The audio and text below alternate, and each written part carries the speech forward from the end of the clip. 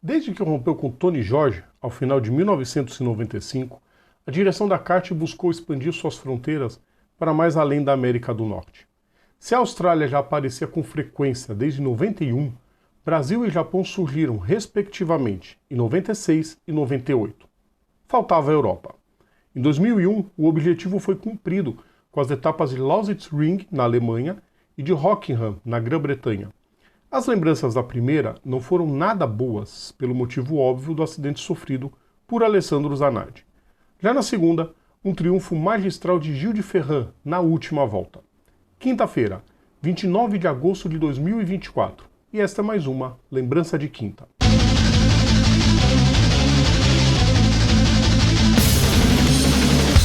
Salve a todos os nossos ouvintes, salve a todos os nossos seguidores, sejam todas e todos bem-vindos mais uma vez. Eu sou Rodrigo Vilela, hoje é dia de TBT, dia de lembrança de quinta, vamos relembrar mais um momento clássico das pistas.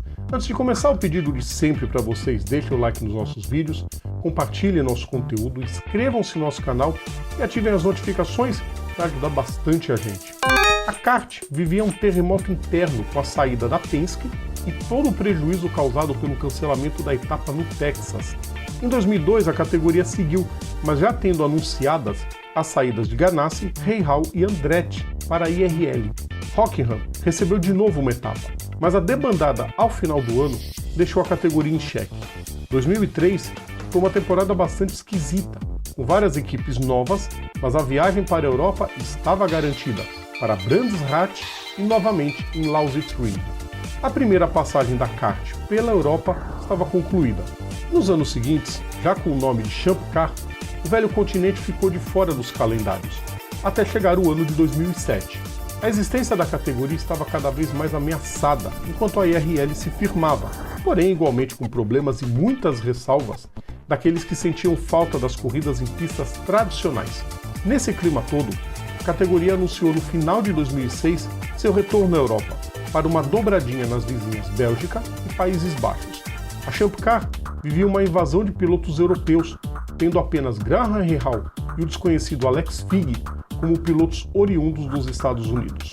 Os organizadores das provas, que aconteceriam em Zolder e em Assen, assinaram um contrato de múltiplos anos, mas que muitas fontes extraoficiais afirmavam ser de 5 anos para ambas as pistas.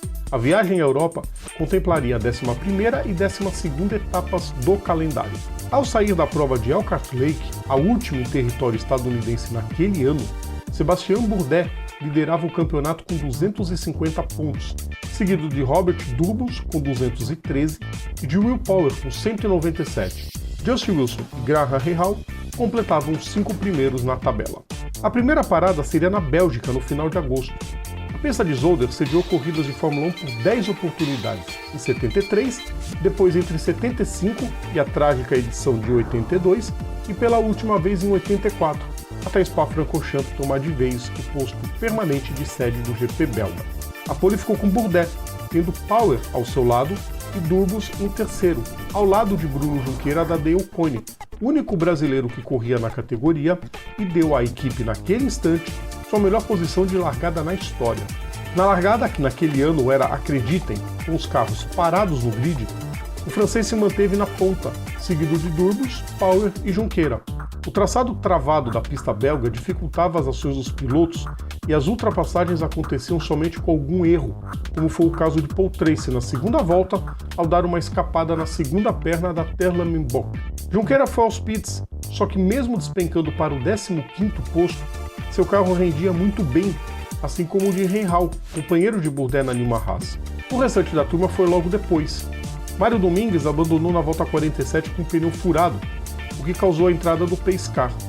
Todos foram para suas segundas paradas e quem deu azar foi Durbus, que caiu para nono. Nessa entrada do carro de segurança, os fiscais aproveitaram para fixar as zebras que começaram a se soltar. Bandeira verde acionada e Bourdais tratou de não perder tempo atrás de Junqueira e já fez a ultrapassagem. A partir dali, o brasileiro precisou se preocupar com a pressão de Rahal, que pulverizou a desvantagem. Simon Pagenaud liderava, com o local Ian Haley em segundo, mas era só questão de tempo para Bourdais retomar a ponta. Enquanto isso, Rahal não conseguiu passar Junqueira e ainda teve que dedicar o seu tempo a se proteger de Wilson. O britânico se livrou tanto de Graham quanto de Bruno na volta 61, mas freou tarde na Erst e voltou a ficar atrás dos dois. Pagenaud e Haley fizeram suas paradas tardias e abriram caminho para a vitória de Bourdais, com Junqueira e Rahal completando o pódio. Power e Wilson fecharam a lista dos 5 primeiros. Uma semana depois, a Champ Car chegou a Assen, circuito conhecido até hoje como Catedral pelo Mundial de Motovelocidade. Não é para menos. Com exceção de 2020, devido à pandemia da Covid-19, a etapa neerlandesa faz parte do calendário da MotoGP desde o primeiro ano, em 49. Mais uma vez, a pole ficou com o francês Daniil Marras, tendo Justin Wilson ao seu lado.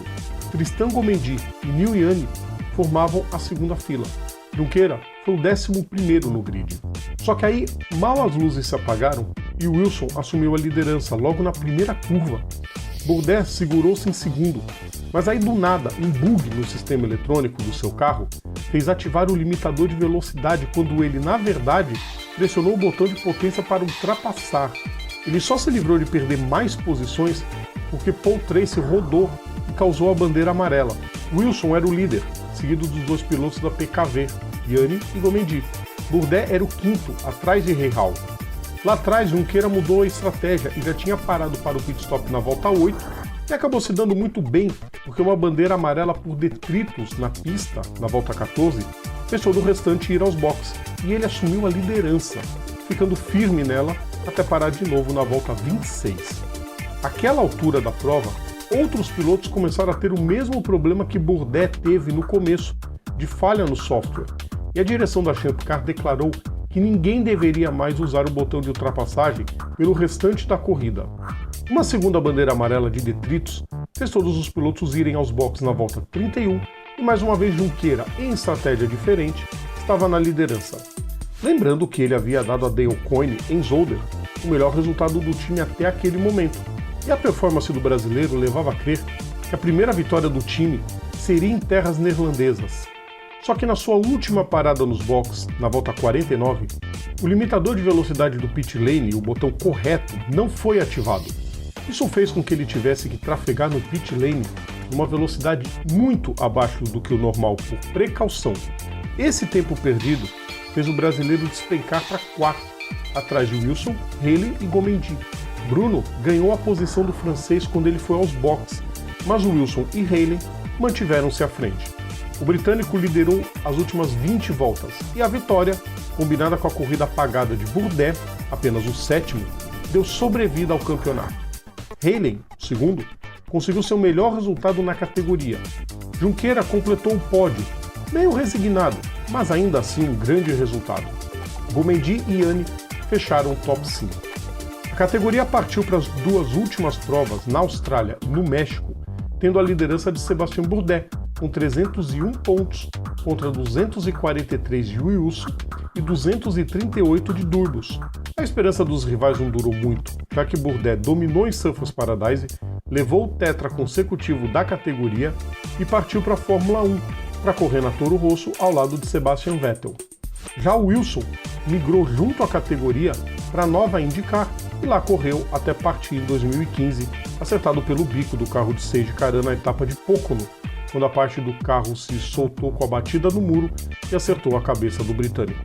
Pois é, migrou para a nova IndyCar, porque ao final de 2007, Kevin Kalkhoven já havia anunciado o calendário 2008 da Champ Car e não teria nenhuma prova em circuito oval e promoveria a estreia de Jerez de la Frontera na categoria.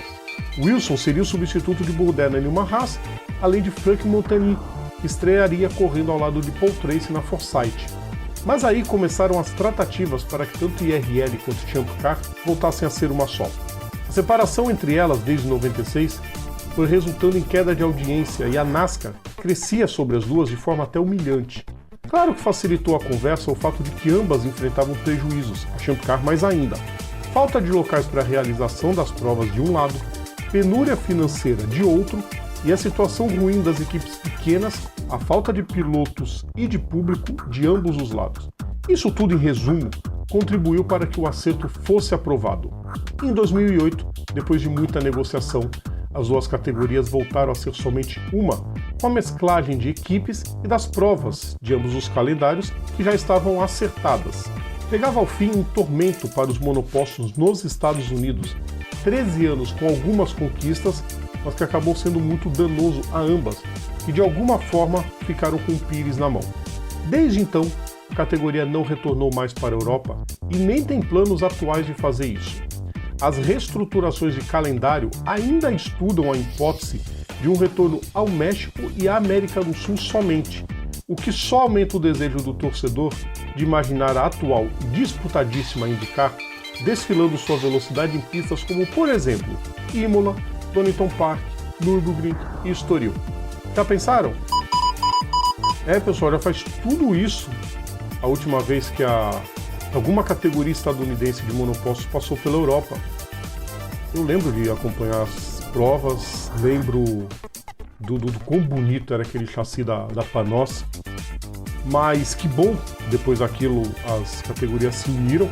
A história é muito maior do que esse resumo que a gente fez, até porque não era o foco falar da união, e sim falar da passagem pela Europa e voltar a ser uma só. E como seria legal realmente se a categoria de hoje pudesse correr em algumas das pistas clássicas lá na Europa. Um dia isso vai dar certo. Gostaram da lembrança, pessoal? Na semana que vem é a vez da gente relembrar um personagem. Então, a lembrança de quinta volta daqui a 2 semanas. Lembrando sempre, todo o nosso conteúdo está no YouTube, está nas plataformas digitais ou então assinando o nosso feed is.gd/programa Papo Veloz. Sigam também nossas redes sociais, é só procurar a gente por PGM Papo Veloz. Amanhã tem aquecimento, a partir das 9 da noite a gente espera vocês, pessoal. Um grande abraço a todos. Tchau!